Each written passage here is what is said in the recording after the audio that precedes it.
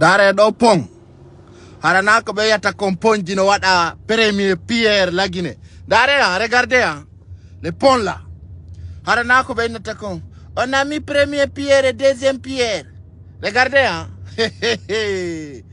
Maudo silando golla yo wolata. Regardez ça c'est un nouveau pont hein. Regardez avant que tu rattrapes la péage. Regardez. Mingalama.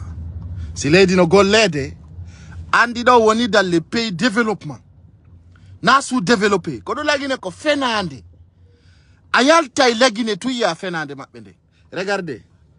Hein? Dare do le kaka ballieni. Do no wasa inni koya do no wasa inni kindia.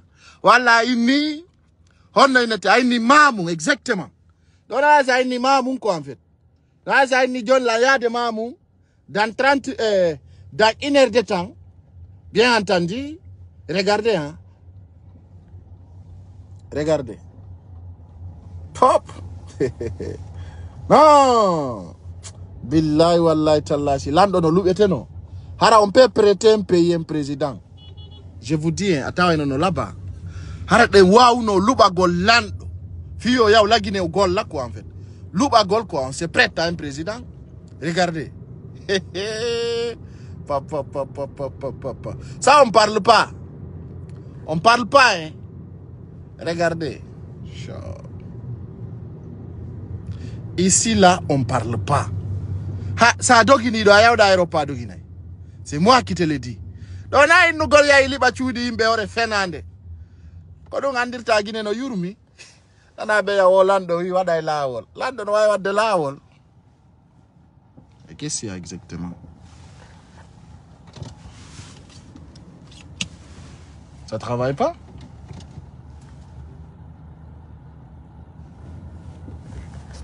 Une minute.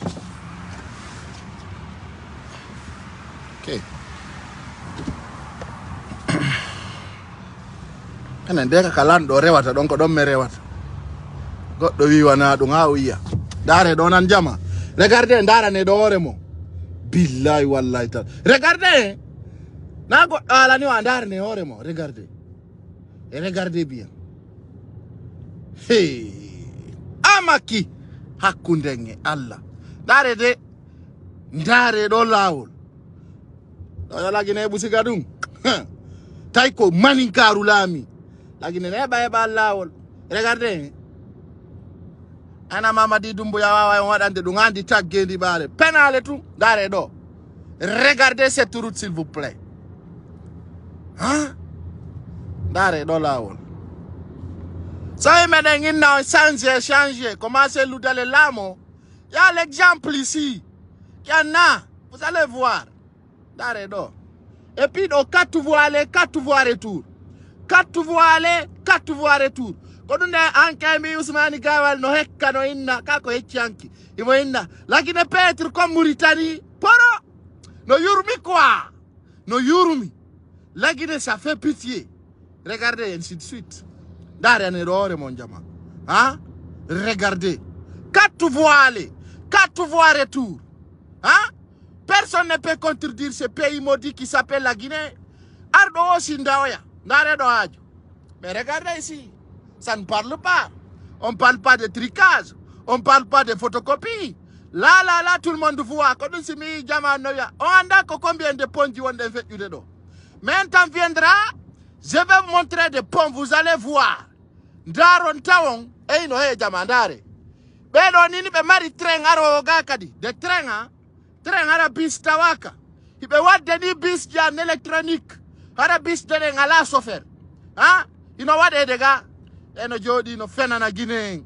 De matin comme soir. Fenugol. Il y a no fala wat de projet du pénal et tout. Regardez. Regardez cela. Dara non doremo. No yurmi quoi. Lady Mendi no yurmi vrai. Billahi wallahi tallahi. Yurmi aya di piti. Yurmi andari ko yurma liota ala Guinée no yurmi. C'est moi qui te le dis hein. C'est moi qui le dis. Wallahi billahi tallahi. Regardez. Vite faire à yotika fokutu da donc awodi wo. Ko wodi si embouteillage là ko yete kon dans 30 minutes à yotika fokutu da donc. Regardez. Ça fait pitié aujourd'hui en parlant de la Guinée. Hein? Il ne fait la wat de Ponji. Penale!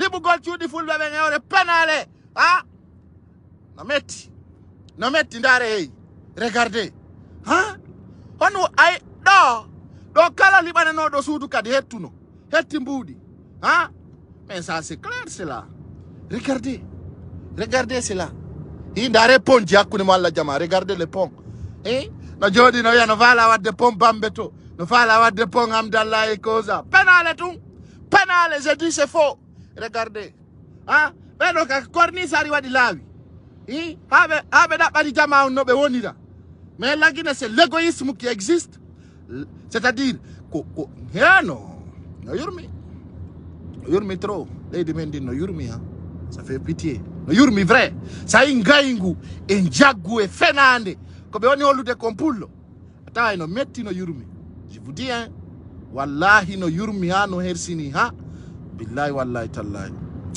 mais bon andi ko ɓeynata kon mo yaltali nanata yiyata kada han famirta sa dari hande wano ndi leydi ɓe ɗo c'est vraiment c'est quelque chose à apprécier quand même c'est quelque chose à apprécier tu vas être comme un héros kadi ɗo ɓe tefa ka jeyraɗa e ko honno wonirɗa sa woni dalle légal da woni dalle légaux ndare hay si embouteillage waɗi ndar no wodi karewa feƴƴa tawata tampinaɓe wonɓe ka embouteillage 4 voies aller 4 voies retour ɓaki on doit aller apprécier vraiment hay lanɗo tawi projet no wadde so jokkitike projet on doit en féliciter regardez ndare ɗo haaju aya ha wula kono suusirɗa o dogirta et puis no waɗa fopp limite billahi sa nande ɓenna Sénégal koni walla koni ko walla koni on anda sa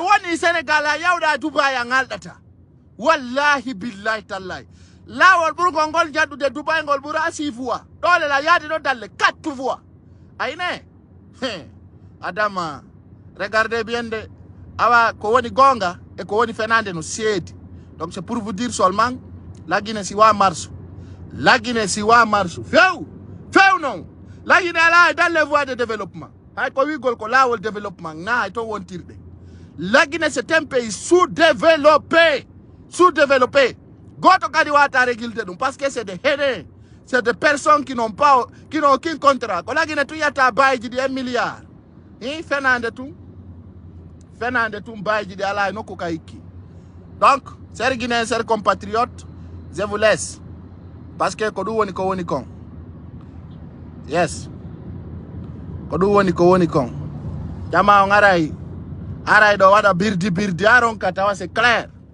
on yi donc lagine si wa marsu nani lagine 50 ans encore si ɗon faala habbe anani ɓenna wo lagine wawa Sénégali lagine on to rewata wawa Sénégal andi taggedi ɓaare lagine wa'atawa Sénégal poro sina sellulami ayon ɗon bete yimɓe ɓen no hoolimo argol golla sina ɗum aray lagine ndaray cuuɗi labaɗi e téléphone hattoto ndarugol ka labaye ko foti téléphone ina ara ko goɗɗo naɓori on haynoyi ɗon kadi so gayni ka ara ɓe raɗo on ɗo yo yaltanɓe ka leydi maɓɓe ton hara hiɓe raɗo on furkanne kamon vous les Guinéens là ko ɗum ɓe wiyata en vous les Guinéens là vous connaissez rien ɗo yurmi nana huɗa ɓe no fetto ya jama ya or ya sa poro lagine no wawi wa yasa adi ko ɓenta ko yasa ka are ɗo lo Ousmane Gawal cité ji ɗi ɓeɗo na hala de ndare ɗo les cités regardez bien les cités Adama ça ne parle pas c'est de la vérité voilà les cités dona innugol on va donner les gens des cités là où il doit louer penale fous tappale ndare ɗo cité ji ɗi ngay goɗɗo wolata ɗi wonani hoore majji goy ara tumɓe nama ko cité kaari regar ɗo kadi télé nga ko cité ji ɓe no jooɗi no fena no wola ko ande ko anda donc je vous rassure seulement lagine ko waɗɗo espoir e mum maapi donc au revoir bye bye.